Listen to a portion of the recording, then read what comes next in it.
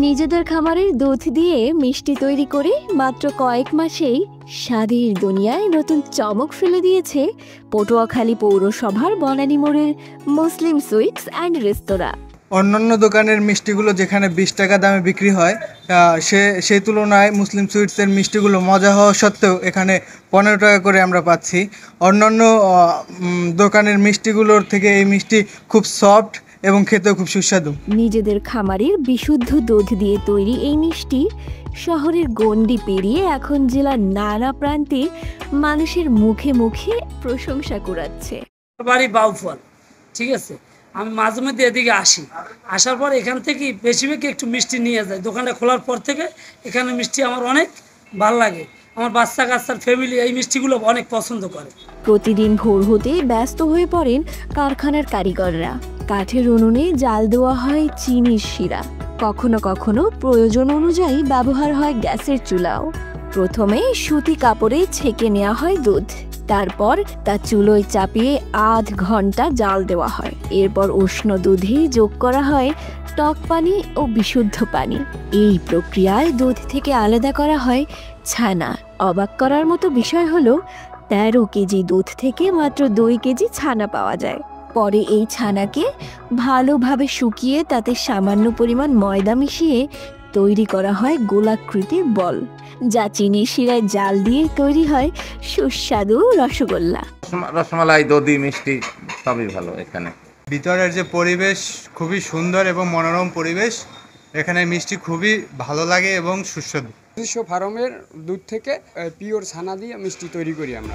এই প্রতিষ্ঠানটির প্রতিটি খাবারই তৈরি হয় সম্পূর্ণ বিশুদ্ধ উপায়ে। ভেজালের লেশ মাত্র নেই বলে জানালেন প্রতিষ্ঠানটির স্বত্বাধিকারী মোহাম্মদ স্বপন হাওলাদার। তিনি আরও জানান, অনেক ক্রেতা নিজ চোখে মিষ্টি তৈরি হতে দেখে তবেই খেতে আগ্রহী হন। এখানকার রান্নাঘর রাখা হয়েছে উন্মুক্ত, যাতে ক্রেতারা দেখতে পারেন কিভাবে ও কোন পরিবেশে খাবার প্রস্তুত হচ্ছে। সেই সঙ্গে রয়েছে পছন্দ অনুযায়ী রুটি, নিমকি ইত্যাদি বেছে নেওয়ার সুবিধা। দীর্ঘ প্রায় 5-7 বছর আমি গরুর খাবার করি। আমার খামারে এখন 100 লিটার উপর দুধ আছে। আমাদের এই দুধ বিক্রি করতে বাজারে যদি 100 টাকা বিক্রি হয়, কিন্তু মধ্যভোগী আমাদের 20 টাকা কম দেয়। যদি 80 টাকা হয় তাহলে সেখান থেকে আমরা 10 টাকা কম পাই। তাহলে আমরা গরু পালতে সমস্যা ফিল করি। গরুর যে খাদ্যের দাম আর দুধ বিক্রি করা টাকা দিয়ে তা পালা যায় না। তখন আমরা চিন্তা করলাম যে তাহলে আমরা একটা মিষ্টির দোকানই দিই, যেটা 12 মাস দুধ বিক্রি করা যাবে। একটা আইসক্রিম ফ্যাক্টরি করলে আমার 6 মাস চলবে গরমের, আর 6 মাস কী করবো আমি দুধটা। এখান থেকে মূল আইডিয়া আসে। এখন মোটামুটি আলহামদুলিল্লাহ ভালোই চলতেছে। দেখছি মানুষ আমাদের নিজস্ব খামারের দুধ দিয়ে তৈরি, এই জন্য মানুষের একটু বিষয়টা ভালো লাগছে। আইসা মিষ্টি কিনতে আছে, খাইতেছে। আমাদের কারিগরও ভালো আছে, ভালোই মিষ্টি চলতেছে আলহামদুলিল্লাহ। আমরা দুধ দিয়ে শুধু রসা মিষ্টি তৈরি করি, ছানা মিষ্টি তৈরি করি, চমচম তৈরি করি, কাঁচা ছানা বিক্রি হয় আলাদা। এগুলো চলতেছে ভালোই আলহামদুলিল্লাহ।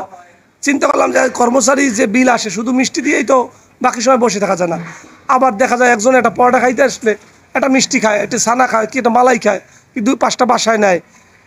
তা ঠিক আছে, পরোটা যাও চালু করি। এরপর দেখলাম কিছু লোক এসে দুপুরবেলা খাবার চায়, আমরা দিতে পারতেছি না। তাহলে আমরা যেহেতু সব করছি, লোক আইসা ফিরে যায়, ঠিক আছে আমরা তাহলে খাবারের ব্যবস্থা করি। কিন্তু লোকের চাহিদা থেকে আমরা এই চাহিদা পূরণ করতে আমরা ব্যবসাকে আরও প্রসার করি। এইভাবে আমাদের হোটেল এই পর্যন্ত আইসা পড়ছে। আজকে 5 মাস বয়স। 5 মাসে আমরা লাভ ওইভাবে নিরূপ না করতে পারলেও চাহিদা অনুযায়ী আমরা যোগান দিতেছি মানুষকে। প্রতিদিন গড়ে 500 জনেরও বেশি ক্রেতা এখানে আসেন খাবার খেতে।